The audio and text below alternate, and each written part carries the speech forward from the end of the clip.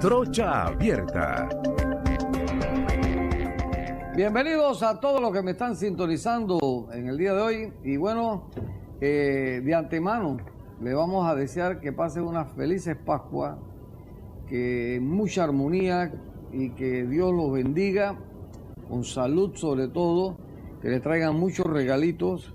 Y Chirro estaba pensando que le iba a dar un regalito y Alejandro Pérez y Martín González están equivocados. La plata no alcanza, hermano. Y ahora he cogido la moda de que están confabulándose contra mí, pidiéndome aumento de trabajo, si van a tener un bruto. Pero no podemos, hombre, no podemos. No estira la correa por ningún lado. Bien, hoy estamos en compañía de Chirro, gracias por el saludo. Ya lo dio él por mí. En compañía de Zulay Rodríguez. Hola. Esa es la figura del momento y del pasado y del presente y del futuro y de todo. Hemos invitado a un gran amigo nuestro, al licenciado Ernesto Cedeño, abogado, una persona muy, de verdad, atinada en sus comentarios, en sus análisis, siempre anda haciendo sus escritos, etcétera, y nos encanta cómo lo hace. Así que lo traemos para nutrir a todos junto con la participación de Chirro, que también es abogado, de Zulay, que también es abogado, y yo que estoy entrando como pichón. Aparte que es imparcial, porque tú lo has traído para ver, porque sí, no esa es una pertenece, ventaja. no es ni querellante, Eso es una ventaja. ni es parte interesada. Entonces él está viendo los toros Pero yo desde sé la barrera gente, y siento que es un mira, equilibrio, ahora que tú ¿no? acabas de mencionar eso, yo le he comentado a varias personas, me voy a invitar a... ¿Quién tiene? Voy a invitar al licenciado Hernández. Pero es que yo no lo puedo definir, pero es que ¿quién ha dicho que usted me tiene que definir a mí, oye? Es que yo no sé si él está para allá, para acá, pero sí que no tiene que estar ni para allá ni para acá. Tú puedes estar en el centro, tú no tienes vinculación política con nadie, además...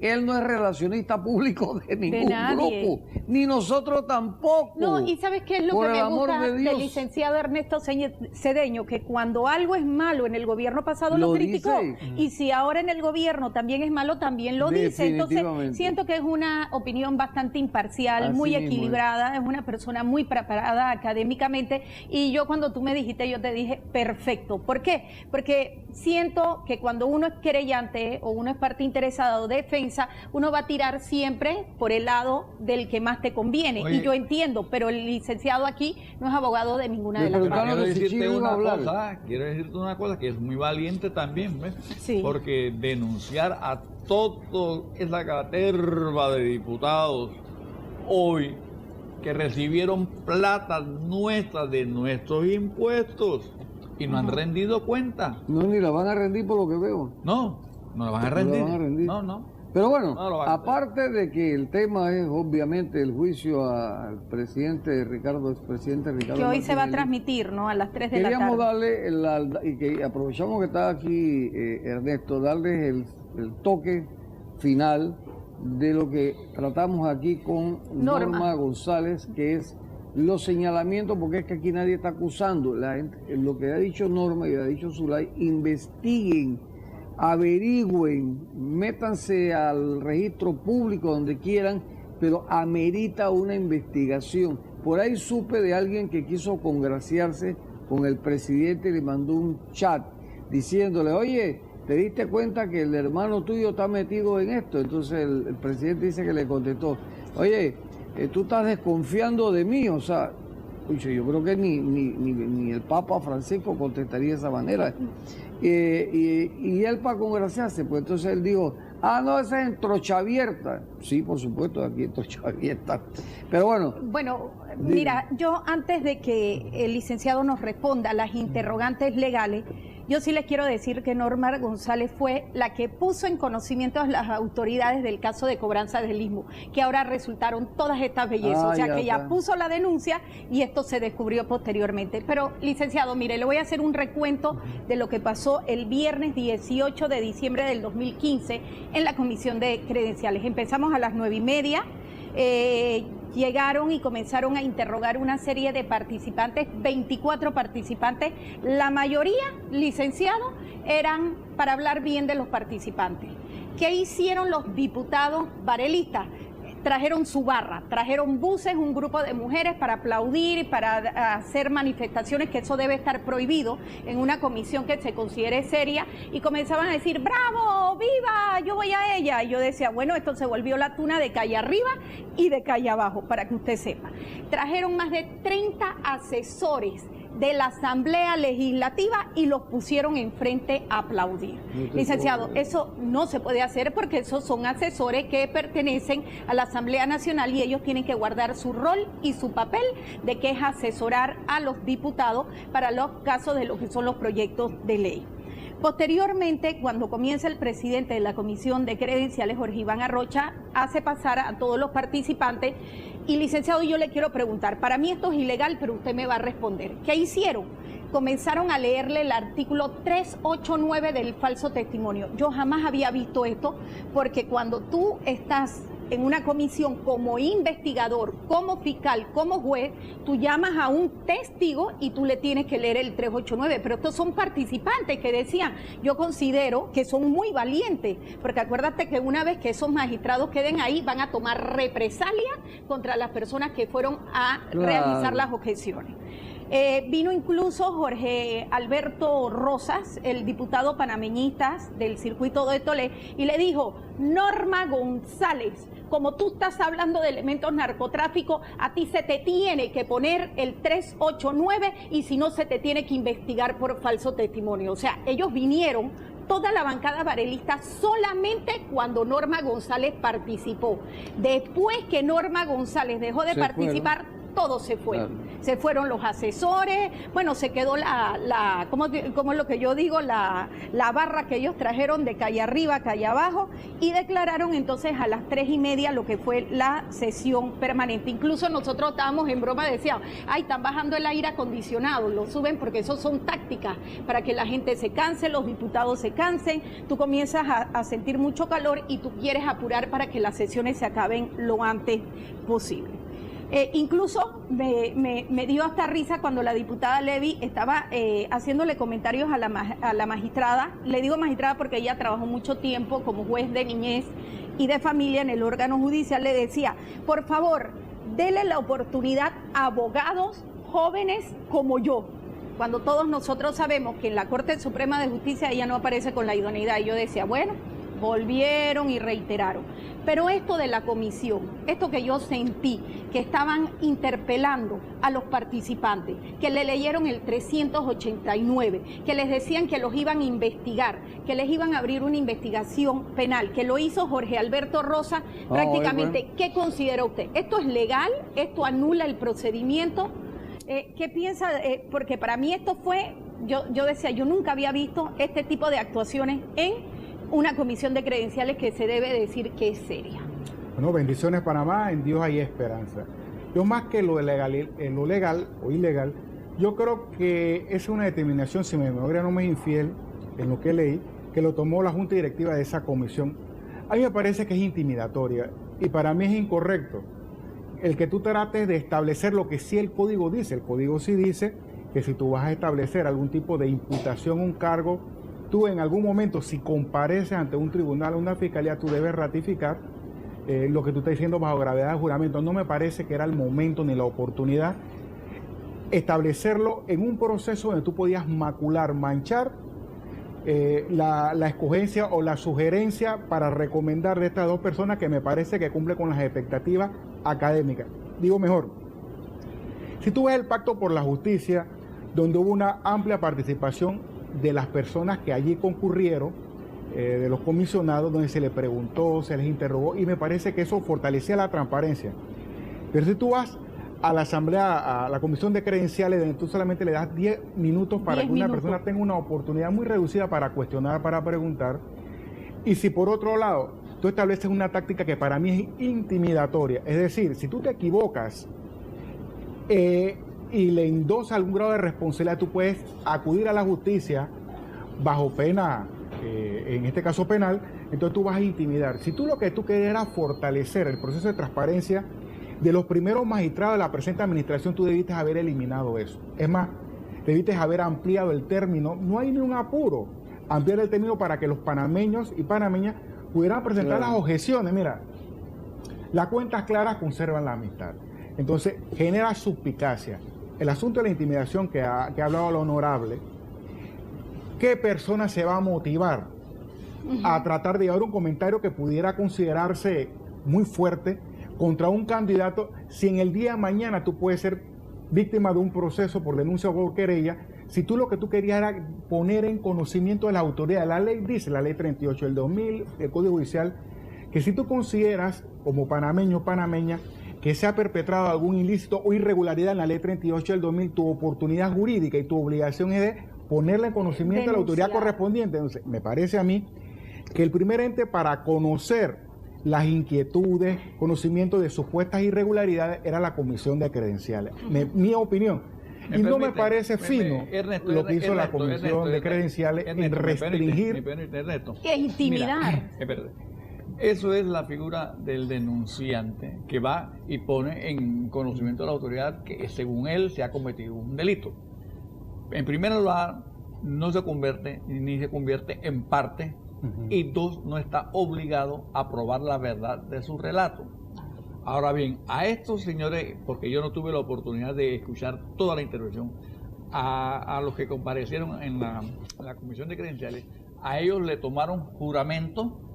Sí, a todos. Bajo la gravedad del juramento les leyeron a todos el 389. Pero claro, lo que iban a hablar es muy bueno el magistrado, es muy buena la magistrada, ellos son muy académicos, ¿qué temor van a tener? Pero ellos estaban esperando a Norma. ¿Por qué? Porque los panameñistas, cuando ella venía, vinieron todos en bloque. Estaba Luis Eduardo Quiroz, estaba José Antonio Domínguez, estaba Jorge Alberto Rosa, estaba el del Partido Popular Arango, que él no es de intimidar, él es un muchacho muy conciliador.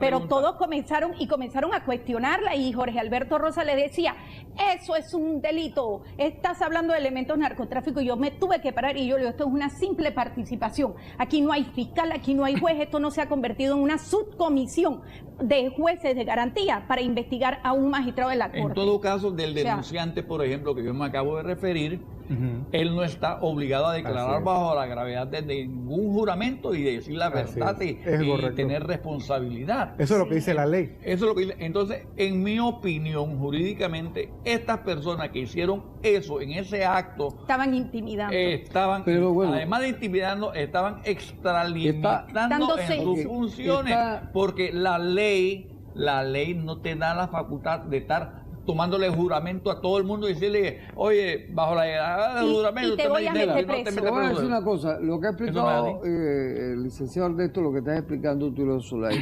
efectivamente ella fue a la comisión de credenciales a dar a conocer, ¿verdad? Dar la cara. Toda la información que ha recabado con relación a la supuesta vinculación que tienen empresas donde el esposo de la Russo, ¿cómo que se llama? Diosdado Cabello, Anaxímedes Cedeño Espino. Sí, porque Diosdado es Valderrama. Diosdado Valderrama. Tiene una serie y es accionista. Sí. En esas empresas que tienen supuestamente una vinculación con los mafiosos estos que están presos en los Estados Unidos. Entonces ella presenta la denuncia.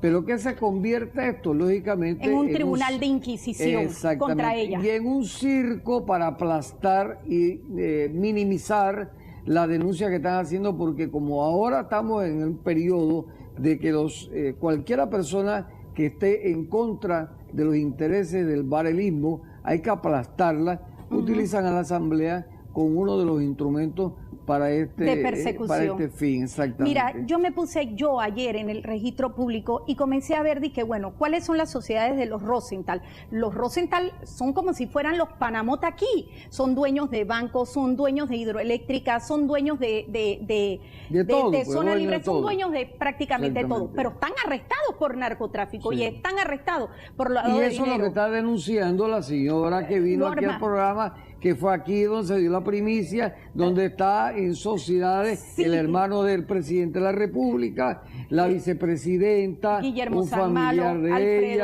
Alfredo Mota, Kenia Porcel también. Kenia Porcel, Zuleika Moore, que son mencionados.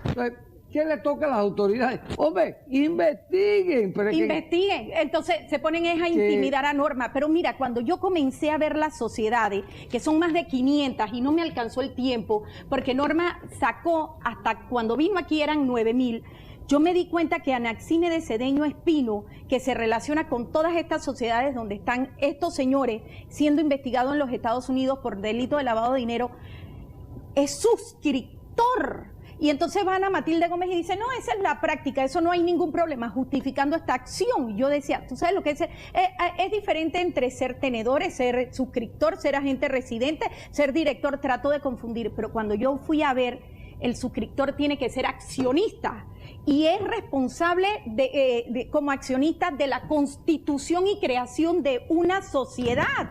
Se constituye dentro de lo que es el pacto social. Obviamente va a saber a qué se dedica, ¿no? Bueno, y es por lo menos tenedor de una sola acción. ¿Qué quiere decir esto? Que es responsable. Entonces, la magistrada decía, a mí no me interesa, ese es mi esposo, eso soy yo.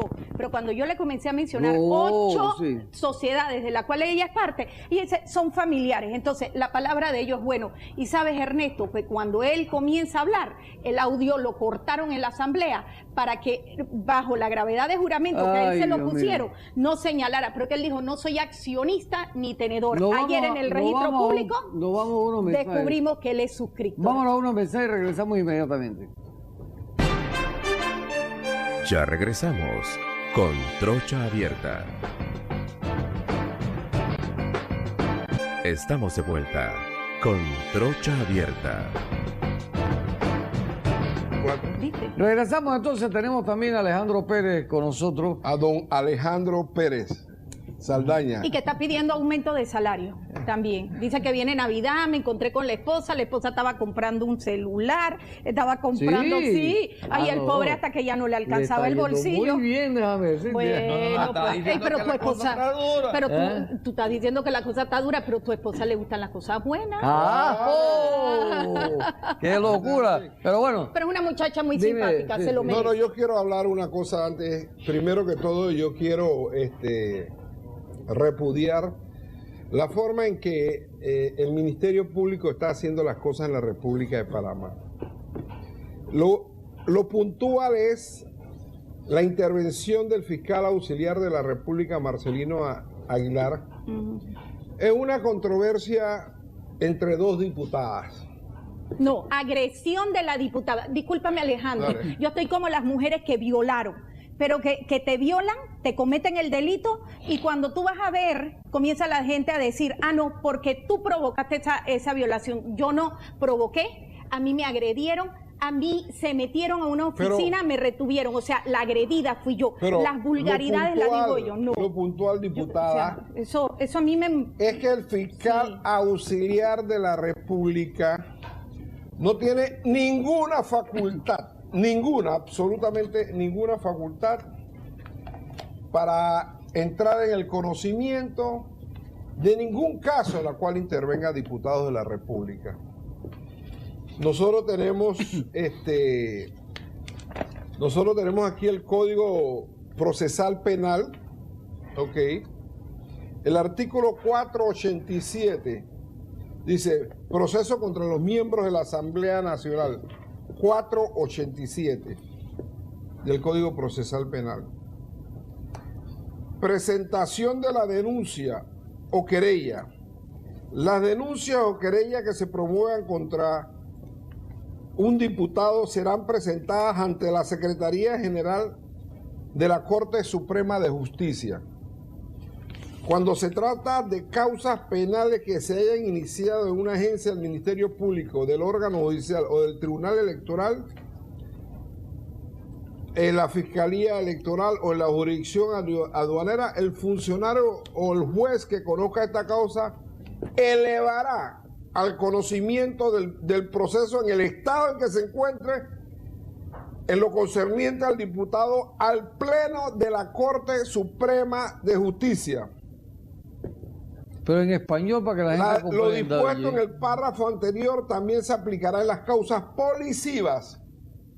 Esta es una causa policiva en que aparezcan involucrados un diputado de la República. El fiscal auxiliar no tiene ninguna competencia ni para investigar a Zulay Rodríguez y mucho menos para imponerle medidas cautelares. ¿Usted qué opina, licenciado? Zulay Rodríguez, porque dice que una de las medidas era que ya no podía hablar en el pleno ni dirigirse eso. No puedo dirigirme en el pleno ni hablar de Artículo Capriles. 154. Y me restringe escribir en las redes sociales sobre ella. O sea, Artículo 154. Los miembros de la Asamblea Nacional no son legalmente responsables por las opiniones y votos que emitan en el ejercicio de su cargo. te voy a dar el poder para que me defiendas, Alejandro. Le va a dar Porque poder, esto es ok. inaudito. Pero, lo que me han licenciado hecho. Ernesto Cedeño, ¿qué opina usted de eso? Bueno, mire, yo no sé, y explico lo siguiente. Si en parte comparto lo que dice el amigo Alejandro, en el sentido de que el Código Judicial es claro y la investigación para asuntos policivos, el 487, tal cual quedó establecido con la Ley 55 del 2012, así lo establece el Pleno. Pero el Ministerio Público sí puede tomar medidas, o sea, yo puedo recibir declaraciones y poner en disposición ante tomar medidas de protección. Si a mí me lo piden y poner a disposición del ente competente, el ente investigador, que es el Pleno de la Corte Suprema de Justicia, y que creo que es lo que hizo, y si no lo hizo, violó la ley. Es decir, si a mí como funcionario de instrucción me piden justicia en un momento determinado, yo debo elevar, si tengo la oportunidad para establecer una medida de protección, decretarla por el bien superior. Es decir, la Corte Suprema de Justicia ha establecido lo que es el principio de concordancia. ¿Qué es lo que el principio de concordancia te dice? Que el juzgador tiene que ponderar los bienes jurídicos tutelados de tal manera de que preserve la integridad del bien superior. ¿Esto qué quiere decir? Si ahorita mismo yo necesito tomar una medida para proteger la vida, la seguridad de una persona, yo lo debo tomar. La Corte Suprema de Justicia inclusive ha minimizado el principio de legalidad en casos, por ejemplo, cuando tiene que ver de protección de menores. Es decir, Sí, pero la acción que tomó el fiscal está correcta. por eso te estoy hablando. En base a esto, si a mí como funcionario de instrucción tengo que tomar una medida para proteger la vida de otra persona, yo, en base al principio de concordancia, es decir, que debo que ponderar los bienes superiores por encima de otros, lo puedo tomar y pongo inmediatamente, como dijo Alejandro Pérez, en conocimiento del Pleno de la Corte Suprema de Justicia, que es el ente de Yo investigador. pedí medidas de protección. ¿Qué hizo Kenia Porcel y qué hizo el fiscal? Me pusieron una medida de protección a nivel general. Incluso yo pedí mi parte médico, donde yo estuve hospitalizado en Paitilla porque yo no podía agredir a nadie. Y el doctor Raúl Berbey va a venir a declarar donde yo tenía una flebitis, yo fui intervenida quirúrgicamente y yo tenía una hemoglobina de 5. Licenciado, yo fui agredida.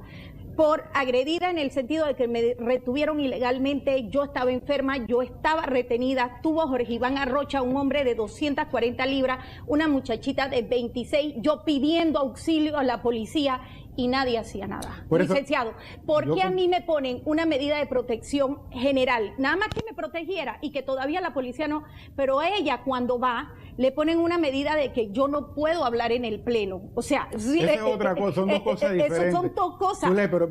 Pero libertad de expresión, o sea, ellos se enfocaron. En eso comparto que no puedo hablar, que no puedo escribir en mis redes sociales. O sea, ellos no pusieron una medida de protección solamente de alejamiento con ella y la familia. Es otra cosa que puede hacer un exceso, pero espera, lo que yo llevo al punto jurídico. Si un diputado de la República comete un acto indigno, crimen, no es que yo voy a dejar esto en suspenso hasta que la Corte Suprema de Justicia investigue. No, yo como funcionario de instrucción tengo la potestad, en base al principio de concordancia, de tomar la medida y someter el caso al Pleno para que investigue. Lo que yo no puedo, en este caso, borrar la justicia de que te ponga en conocimiento un hecho para que tome una medida para proteger la vida de una persona y tú digas, no, espérate, yo no puedo hacer nada y que maten a la persona. Jurídicamente, yo discrepo de la tesis de que ante un clamor por justicia, el Ministerio Público no puede tomar una medida. Sí puede hacerlo, pero inmediatamente en base al 487 debe poner en conocimiento del Pleno de la Corte Suprema de Justicia para que investigue. El día de mañana sale un diputado, yo no lo quiera, y comete un abuso físico contra la persona. Licenciado, pero es que la medida de protección está bien, ella le trajeron policías, porque ella tiene ya ahorita mismo 4 SPI y 5 SPI. Yo no tengo a nadie, porque a mí nadie de la policía me ha puesto a mí para cuidar mi vida, se lo digo. Pero las medidas de protección que ella le dieron fue que yo no puedo hablar, yo no puedo escribir en las redes sociales. Yo te voy a explicar una cosa, a mí me están limitando mi libertad de expresión. No solamente hubo una conducta abusiva por parte del fiscal auxiliar de la República, Marcelino Aguilar, sino que si tú te vas al 23 de la Constitución, dice, el habeas corpus también procederá cuando existe una amenaza real o cierta contra la libertad corporal o cuando la forma o las condiciones de la detención o la restricción o el lugar donde se encuentra la persona ponga en peligro su integridad física, mental o moral o infrinja su derecho de defensa. Yo siento que aquí ha habido una violación a un derecho fundamental de Zulay Rodríguez, ya no solo como diputada, como persona. Yo siento eso, que esa restricción no es más que una forma abusiva que debe resolverse mediante un habeas corpus, porque está de por medio de esa violación fundamental a tu derecho. Ellos no quieren que haga oposición. Aparte de eso, quiero decir esa es la parte política. Que la primera que apareció presentando la denuncia fue Zulay. Sí, es verdad. Porque en la grabación se escucha cuando Zulay llama a la policía. Yo le oí esa grabación. Llama a la policía, piden que la auxilie. Llamen a la policía. Quien agrede no va a estar pidiendo a la policía para que te defienda. No. Entonces ella presenta la denuncia primero, ¿verdad?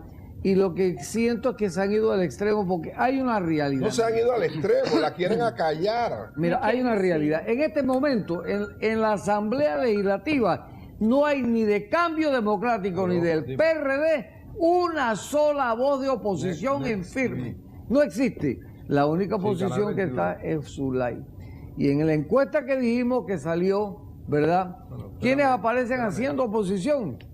Martinelli y Zulay Rodríguez. ¿Por qué? Porque Martinelli está chateando, porque está pronunciando diferente. Entonces la gente siente que los demás andan totalmente neutral y patinando sobre aceite. Porque no hay que engañarse. Los políticos que están en la Asamblea Nacional no les importa absolutamente nada con el pueblo. Las traiciones, eso da vergüenza ver a diputados del CD, la forma como hablan de esa manera tan cancilleresca que dicen y no dicen nada. Bueno, ese es el gran problema que tienen ahora. Un piedrón que es como la roca de Gibraltar, el peñón de Gibraltar, con Zulay. Entonces hay que buscar la manera de cómo acabar con Zulay. Ya te dije este lambón llamando a Martinelli. Ay, ¿no viste la cuestión? Porque sabía que era aquí Martín. Pero así hay montones de lambones, ¿verdad? Porque no te entendí eso, lo del lambón. Puede ser más explícito porque te enredaste ahí con la lengua. El lambón que le escriba a Martinelli, digo, a Varela diciéndole, oye, tu hermano está implicado en una cuestión de narcotráfico, dice el socio.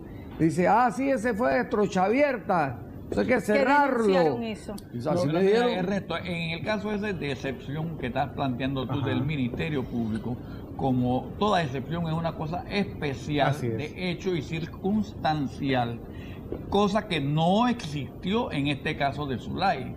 No existía ninguna urgencia, no había ningún peligro inminente para la vida de ella, ni nada de eso por el estilo, sino que fue una medida extralegal, extralimitación, mejor dicho, del fiscal que lo hizo para amedrentarla. Él es parte de exactamente. De todo. ¿Quieres que te diga algo? Kathleen Levy ya tiene seguridad y SPI. ¿Cómo ella va a decir que yo la amenacé a ella o estoy amenazando a su familia si ella sí tiene? Y Kathleen, y tú lo sabes, SPI. Yo no tengo ni una sola persona que me cuida. Víctor. En el análisis final, cuando está involucrado un diputado o una diputada, ninguna autoridad puede meterse porque la Constitución y el Código Procesal Penal dice que eso es competencia de la Corte Suprema de Justicia. No pueden tomar ninguna medida. Perdona, Ernesto, yo no comparto. No pueden tocar eso. Y por eso, cuando los fiscales van a investigar a diputados de la República, a Martinelli lo primero que hace es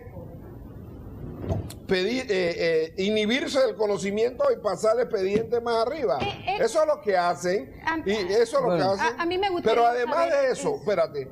Pero además de eso, Además de eso, tú tienes un fuero. Y a ti nadie pidió que se te levantara ningún fuero. No, nosotros no tenemos fuero. Hey, tienes un fuero. Tienes prerrogativa, ahí está la Constitución. Bueno, de que estoy protegida, mi soberanía parlamentaria, de que yo puedo emitir opiniones libremente. Pero Ernesto, lo que me Pero en una sola resolución él metió todo en una sola resolución. El choruzo. Él metió todo. Chorizo. Sí, esto es como una ley chorizo, pero en una resolución del fiscal, donde él se expresa básicamente que yo no puedo hablar y yo no puedo la querella penal escribir por abuso de autoridad. Va, yo mismo voy a ser el abogado tuyo. Okay, vale, perfecto. se la vamos a meter a este tipo. Ahora, Así será. después que yo lo tenemos bastante claro el tema, pero sí que aproveché de invitar también a Ernesto para que nos diga brevemente y para compartir también sobre el caso de Martinelli, sobre el juicio, la parte que él considera que son y las que no son, porque tenemos que tener opiniones diferentes. Y eso, como él no está vinculado a ningún partido político, creemos pues. Y no es, y tampoco es querellante ni defensa técnica. Yo soy independiente, yo tampoco estoy vinculado a ningún partido. Sí, pero tú eres defensa técnica. A lo único que tú estás vinculado a Trocha Abierta. Él no es defensor ni es querellante y nos gustaría. ¿Qué opinas tú, Bueno, Ernesto? Primero, que reitero que para mí el Ministerio Público sí es competente para establecer una medida de protección urgente y después someter el caso a la Corte Suprema de Justicia en materia de diputados.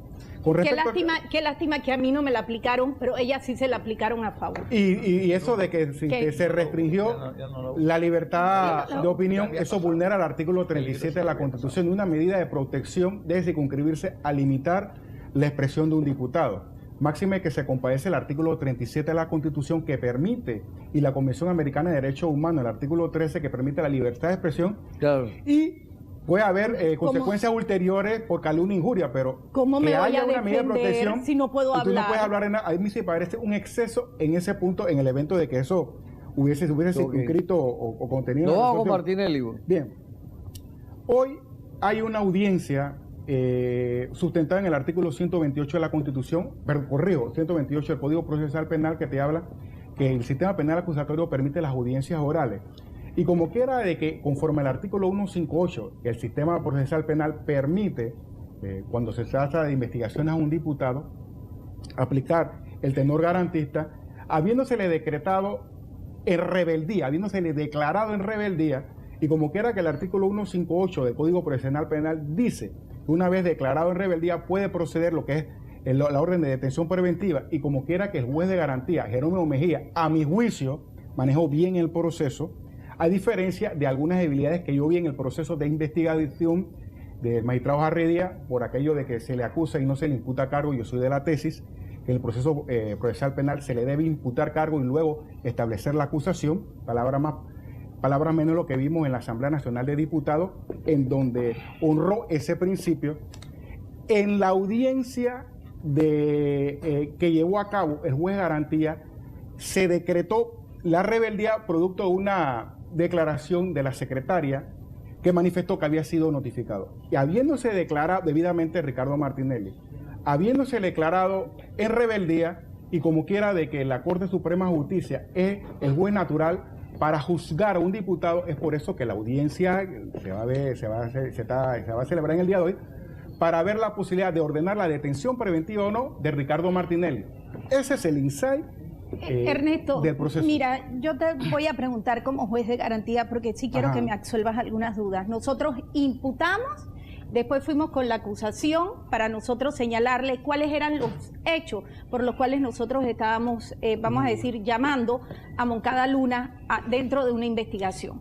Pero mi pregunta es la siguiente. Yo he buscado esto de la rebeldía y la rebeldía y la rebeldía dentro del Código de Procesal Acusatorio y no establece ni se reglamenta ningún tipo de rebeldía dentro de este proceso. Si yo me voy al sistema anterior, el sistema inquisitivo, establece que primero se tienen que imputar cargos, se tiene que llamar a juicio y después que se llame a juicio se declara en rebeldía a una persona. O sea, la ley es bien clara.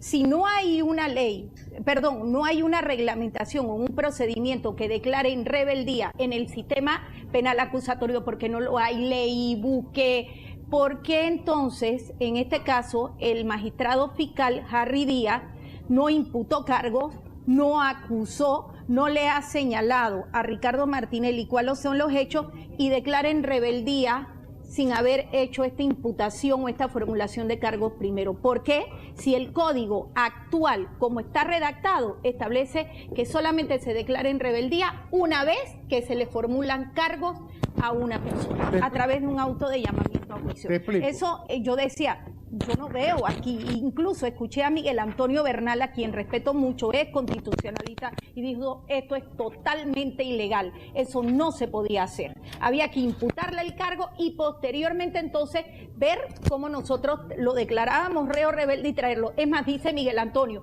yo no justifico y lo he combatido, y yo también lo denuncié y también lo combatí en el gobierno pasado y fui muy dura, muy dura. Oye, pero tampoco tú puedes violar el debido proceso, porque yo leí los dos códigos y yo nunca vi que en una declaratoria de rebeldía fuera primero que antes de formularle cargos a una persona. Bueno, porque mira, ese es el derecho de defensa de una persona. Sí, lo que pasa, el perspectiva es esto. ¿Qué dice el artículo 158? Y el juez de garantía lo aclaró muy bien, lo que es la hermenéutica jurídica. El artículo 158, ¿y por qué el artículo? Y grosso modo se lo leo. Escuche bien. La persona imputada, escuche bien, la persona imputada que ha sido requerida y no comparezca sin justa causa, la que se va del establecimiento en donde esté detenida, así como la que no es presentada oportunamente por su fiador, a pesar de habérsele hecho a esta el requerimiento correspondiente o de la que se ignora su paradero, será declarada en rebeldía y se pedirá orden de detención si procediera. Y se parte una tesis. ¿Por qué el 158 establece la declaratoria de rebeldía? Al que es imputado, porque la ley dice, el Código Procesal... Al que es imputado, por eso, pero acá no fue imputado. No hubo imputación. Pero, es que hay otro detalle. Pero te explico qué es lo que sucedió. Todo radica ahí. Bueno, pero si tú no me permites hablar... Dale. ¿Qué sucede? El Código Procesal Penal dice que tú, para poder acusar a una persona, tú debes haberle imputado cargo. Por eso yo te partí de la tesis que, a mi juicio, el fiscal de la causa, Harry Díaz, cometió un hierro. ¿Cuál es el hierro que cometió? Haberle presentado una acusación sin haberle imputado cargo. Eso es un error, para mi juicio, que hizo el fiscal de la causa. Máxime que él había participado como juez de garantía en el caso del diputado suplente Bennett, en donde el magistrado Ayub Prado fue el fiscal y él presidió una audiencia. Él se le imputó cargos a Bennett, en una declaración se le imputó cargo, se estableció una audiencia para validar pruebas y pidió una prórroga, y el magistrado Harry Díaz fue el juez de garantía y declaró formalmente imputado los cargos. Eso yo lo vi. Entonces, por mí me llama la atención cómo se obvió en este caso la misma directiva, el mismo procedimiento. Pero, ¿qué sucede? A mi juicio, violó el procedimiento. Pero el hecho de haber presentado la acusación, si tú te ves el artículo correspondiente, que es la fase intermedia, ¿cuándo concluye la fase intermedia? La fase intermedia concluye cuando se presenta la acusación. Supongamos que la acusación está presentada en indebida forma, que es la tesis de quien conversa, que no se debió haber acusado sino imputado cargo. El hecho que lo hizo, como quiera que lo hizo el fiscal, y la defensa de Ricardo Martinelli no presentó advertencia de inconstitucionalidad con respecto a la acusación debido advertencia antes que se aplicara, no lo hicieron, entonces se llevó a la audiencia. ¿Qué dice la norma? La norma dice en el artículo 345, la audiencia en la etapa intermedia, el juez de garantía le dará la palabra a la defensa, al fiscal y al querellante para posibles alegaciones previas de incompetencia, nulidades. ¿Y qué es lo que sucede? Se debió, si Ricardo Martinelli hubiese estado presente, se hubieran evacuado las nulidades que presentó la defensa y el querellante, en el sentido de que no debió haberse permitido la acusación sin haberle imputado cargo, pero como quiera que no llegó, entonces no se pudo evacuar lo que es la nulidad.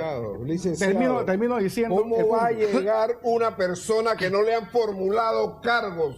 Tú citas a una persona cuando le formulas cargo, no le ha formulado el cargo, ¿por qué va a llegar, licenciado? Porque estamos en la etapa intermedia. No, porque usted erróneamente, como hizo el magistrado de garantía, que usted dice que actuó bien, desconoce lo que dice el último párrafo del numeral 5. Dime, para ver, llévame a la luz. Pues. Sin formulación de cargos no habrá juicio. Yo sé eso. ni habrá pena sin acusación probada. No hubo formulación de cargo. Yo le voy a leer el artículo 2 del Código Procesal. No, yo se lo voy a leer. Lee lo que quiera. Dice, nadie puede... No, pero yo estoy hablando con respeto. Yo levanté la voz, pero con respeto. Si usted me cortaste con respeto. Conversa. No, si usted me va... Porque usted también, yo le puedo decir que lo que dijo Jerónimo Mejía ahí fue una basura, y los que creen que la basura que él dijo jurídica, que él dijo ahí es correcto, ¿cuál es la conclusión? Siguen siendo basura todos los que crean que en este país, en el sistema penal acusatorio, que es el que está rigiendo para este proceso, se puede decretar la detención de una persona que va a pasar. Ahora a las 3 de la tarde van a ordenar la detención de Ricardo Martinelli, pero sin haberle imputado ningún cargo. Entonces, pero no solamente eso, cuando se terminó la audiencia, yo fui a ver las notificaciones de la Secretaría. 2 correos electrónicos que mandaron mensajes, ninguno de los 2 fue recibido por Ricardo. Uno, el correo de la Presidencia de la República, y el otro, el correo del Super 99. Y no recibió ninguno de los 2. Es positivo escuchar opiniones que no sean la opinión de ustedes. Pero déjame explicarte, esa es la idea. Nosotros cuando el fiscal... Esto no es matemático. Cuando el fiscal cometió la aberración jurídica de terminar la investigación sin imputación de cargo y irse a la acusación, nosotros metimos un incidente de oposición que Jerónimo Mejía dijo que lo iba a resolver como una cuestión previa dentro de la audiencia, y no resolvió nada, aceptó y respaldó la acusación cuando la acusación no procede en este país. Pero ya me tiene... No procede ninguna acusación si no hay formulación de cargo. En ese incidente de objeciones, ustedes agregaron las nulidades. Todas se porque el licenciado es que no es el proceso lo que dice. Mira, el artículo... Le pedimos una audiencia de control y él, muy habilidosamente, Jerónimo Mejía, en vez de darnos una audiencia de control, el querellante de 5 víctimas dijo, señores, ustedes están cometiendo un error. El licenciado Álvarez dijo, ustedes están cometiendo un error. Usted tiene que imputar cargos. Y metió él un escrito yéndose en contra de la acusación que hizo Harry Díaz. Nosotros metimos otro escrito en contra de la acusación, pero tú sabes lo que hizo Jerónimo Mejía, que para ti fue muy brillante, para mí fue una aberración jurídica. Metió esas 2 audiencias de control, que eran cuestiones previas, porque nosotros estábamos cuestionando tanto el querellante de las víctimas con nosotros, la acusación de Harry Díaz. Él debió resolver eso. Si él resuelve eso, ¿me explico? Okay, pero no lo puede hacer, él no lo podía resolver, viola la ley. Viola la ley, porque violó la ley ahora. Te lo voy a leer. Violó la ley, por favor. Te lo voy a leer. Violó la ley ahora. Escúchame, ¿qué pasa ahora? Porque esto está en eso de que la imputación y la cuestión. ¿Qué pasa ahora, pues, cuando yo quisiera preguntar al licenciado Ernesto Cedillo? ¿Qué pasa ahora cuando lo decretan? ¿Cómo se llama? Decretan la detención en el evento que se decretó. ¿Qué usted cree que va a pasar en Estados Unidos? Porque esto tiene que ir para Estados Unidos, ¿no? Él no sabe lo que va a pasar, lo que puede pasar en Panamá, pero en Estados Unidos. No, estamos hablando, primero, de qué, en base a lo que dijo... Déjame contestar porque tú dijiste una serie de intervenciones jurídicas y yo te tengo que aclarar. Y me permite aclarar, el 278 es claro. El 278 te dice que todas las audiencias de la etapa intermedia debe estar la persona investigada. Ricardo Martinelli. Etapa intermedia, licenciado, por el amor de Dios. Oye, esta es la etapa intermedia. No, esa no es la etapa intermedia. Esta es la etapa intermedia. No, es la etapa de formulación de cargos. Bueno, tú estás equivocado, señor. No se hizo. ¿Qué etapa intermedia? Mira, la etapa intermedia. Bueno, si tú no me dejas hablar, aquí no hay un conversatorio. La etapa intermedia, conforme lo dice el artículo 340, inicia con la acusación, aunque fue mal presentada la acusación, que es la tesis de quien les habla. Es la etapa intermedia, el artículo 3, para lo que dice el código. Pero bueno, para ti y para Jerónimo Mejía, la etapa para lo que está en el código, señores. Usted vea el artículo 340 y dice... Hay abogados que han dicho, Saltarín, que trabaja en la presidencia, Carlos Herrera Morán, que han dicho que que Martinelli sabía de la audiencia porque la esposa estaba en la audiencia. O sea, que esa es la forma de notificación personal. Sí, esa es la forma. Pero, licenciado, es que es la acusación. Mi pregunta es la siguiente. Si nace mal... Van a decretar la detención. Espérate, Alejandro. Si nace mal la acusación, nace mal incorrectamente... Si nace mal la acusación, porque ha sido formulado de manera incorrecta, ¿el proceso no sería nulo? No, es nulo. Explico. Pregunto yo, ¿no? Te explico. El artículo 340 del Código Procesal Penal dice: cuando el Ministerio Público estime que la investigación proporciona fundamento para someter a juicio público al imputado, presentará al juez de garantía la acusación. Él la presentó y Jerónimo Mejía, que a mi juicio actuó bien, dijo: señores, aquí estamos en etapa intermedia, independientemente de los cuestionamientos de la acusación. Es decir, mi criterio es que se le debió haber imputado carga ante la acusación, pero se acusó y estamos en la etapa intermedia. La ley dice, se saltó la formulación de cargo que es una lo mismo. Bueno, la ley dice, para terminar este ciclo, él tiene su línea de defensa, lo que está en la ley. Sí. La ley dice que en la audiencia de la etapa intermedia se podían evacuar las nulidades, y eso lo podía haber hecho si iniciaba la audiencia, si estaba Ricardo Martinelli, porque está en la etapa intermedia. Pasando a la etapa intermedia, que es lo que le leía a ustedes, televidente, es la etapa intermedia porque se acusó, a mi juicio mal, porque se había imputado cargo, pero Jerónimo Mejía lo hizo correcto desde el punto de vista procesal. Estamos en la etapa intermedia y no puede evacuar las nulidades porque falta una de las partes, que en este caso es Ricardo Martinelli. Por eso que no pudo atender las nulidades que había presentado la defensa. Ahora, ¿qué puede pasar hoy? Volviendo a la etapa del conversatorio, muy interesante. Si se decreta o no se decreta la detención, en el evento que se decrete, tiene que contar con la aquiescencia de por lo menos 5 magistrados de la Corte Suprema de Justicia, la mayoría. Si se decreta la detención... Pero eso significa, es que yo quiero que nos comuniquemos con la gente. Pero a él le van a decretar la detención. Tú tienes dudas que esta corte, que está al servicio de Juan Carlos Varela, Alejandro, espérate, por favor. Yo no estoy hablando de eso, estoy hablando de que yo estoy tratando de explicarle a la población que no sabe de leyes ni de artículos. Decreta, la gente cree que mañana van a agarrar a Martinelli y lo van a traer preso aquí. No, eso es lo que yo. Bueno, pues eso es lo que quiero que me expliquen. Yo te lo voy a explicar. Después de decretado yo te voy a explicar. Yo te voy a explicar. A ver. Ok. Cuando una persona es requerida y tiene una declaratoria de rebeldía y se encuentra en el extranjero y él está en Miami, Florida, y nosotros pusimos la dirección de él, ellos lo que tienen que hacer es acudir a los tratados internacionales, los pactos internacionales y los acuerdos entre los dos países sobre el requerimiento de personas. Eso es lo que estoy preguntando. Entonces, ¿ellos qué van a hacer? Ellos van a mandar esto al Departamento de Estado y entonces el Departamento de Estado va a ver esa solicitud y cuando el Departamento esté viendo esa solicitud, los abogados de Ricardo Martinelli en los Estados Unidos van a demostrar que esta es una basura jurídica lo que han hecho en la Corte Suprema de Justicia y ahí se va a formar una controversia sobre la legalidad o ilegalidad de todas las cosas que han hecho. Okay. ¿Me explico? Okay. Bien. No, pero... Lo primero que va a hacer un juez de un tribunal federal del condado ya, 2 minutos más quedan, pero lo primero que va a hacer es que va a leer el artículo 158 del Código Procesal Penal que dice imputado de paradero desconocido, ¿ok? Imputado. Después se va a leer el artículo 5 que nos que dice 2 minutos, Alejandro. Bueno, pero déjame terminar, terminar.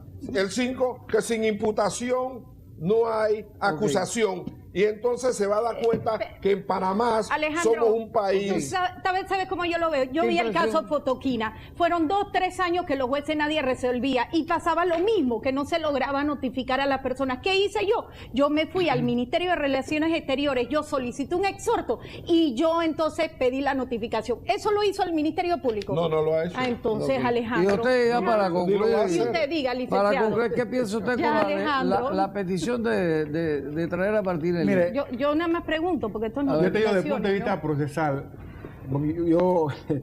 mire, claro, aquí se puede aplicar, respetamos su opinión, aquí se puede aplicar lo que es el Tratado de Asistencia Legal Mutua, donde no va ni un asunto de corte estatal ni nada de ese asunto. Ellos señalaron que no se cumplió, ¿no? Las notificaciones. Conforme a la ley, porque yo no vengo a estar inventando nada, la ley 20. La ley 20 del Tratado de Asistencia Legal Mutua, que lo pudiera aplicar el fiscal si se llegara a decretar la detención preventiva, te dice que una vez decretada la detención preventiva, eso se va vía Ministerio de Gobierno y no llega a ninguna corte de Estado federal, de Yale, ni nada de ese asunto. Eso llega al Procurador General de la Nación de Estados Unidos.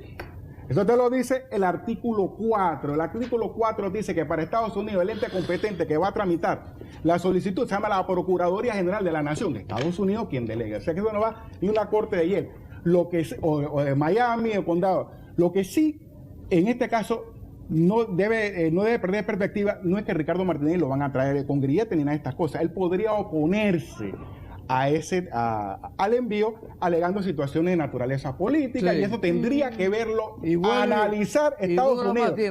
Por supuesto, eso va a demorar. Yo no te voy a decir mentira, porque yo me leí todo lo que es el Tratado de Asistencia Legal Mutua, el Código Procesal Penal, etcétera. Pero no va a venir pasado mañana en el evento en que se secreta la detención preventiva, porque él tendrá sus abogados de Estados Unidos que se opondrán a esa medida. Y eso cuando puede demorar 3, 4 años. La Corte va a decretar la detención de Ricardo Martinelli. Bueno, pues sí, ya lo sabemos. Nos veremos entonces. Gracias por estar con nosotros en sintonía. Hasta luego. Bendiciones, Panamá. Bendiciones a todos.